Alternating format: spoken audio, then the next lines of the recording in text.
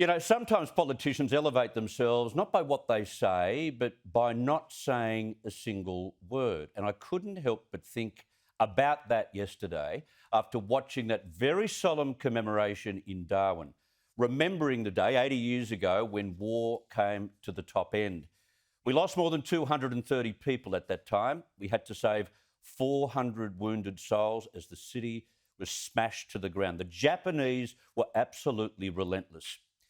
But it was what happened soon after the official party left the cenotaph in Darwin that got up my nose. Straight afterwards, up forms a media scrum. Now, there were key media types from Canberra there. They'd been on the Prime Minister's tail through Alice Springs and they went the distance to Darwin. But it wasn't the PM they surrounded for a press conference. It was for Anthony Albanese. Yes, the opposition leader spoke about the event and the legacy, and then just like that, turned this Anzac Day-like occasion into his own political pulpit. He wasted no time discussing his favourite policy, the wayward Prime Minister. Scott Morrison is prepared to undermine the national interest to prop up a Prime Ministership that has never been about much more of it than extending beyond his own self-interest. And I think if you want to stop discussion about the crisis in aged care, wages are going backwards, the failure to have an economic plan for the future, a failure to have an energy policy in this country that provides security for workers going forward, then no doubt you'll try to conflate issues and have a look over there moment. This is a Prime Minister who knows that his rhetoric doesn't meet the facts. You could still see pictures of old diggers in the background. And talk about having a mono-policy platform. He's like a stuck needle on an old gramophone. The PM bungled this, then bungled that, and he's bungling this as well.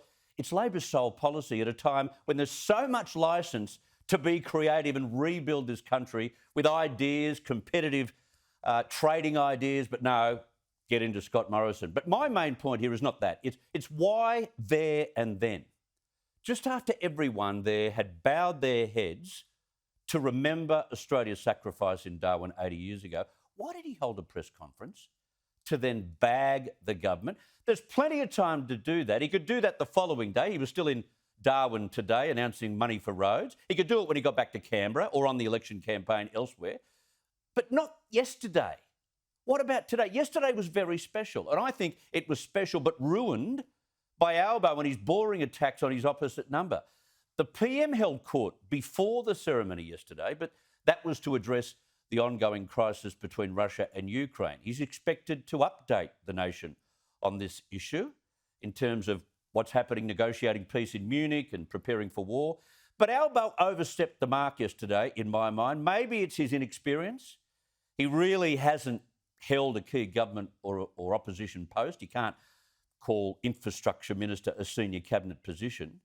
I didn't think he did himself any favours yesterday. Wrong time, wrong day, wrong place, wrong on every level. Someone in Team Albo should call in the federal protocol officer and let him or her explain to Albo what's acceptable in those circumstances. And what I saw come out of his mouth, right in front of those pictures of the old diggers near the cenotaph, was the antithesis of what is acceptable, irrespective of how close we are to a federal election.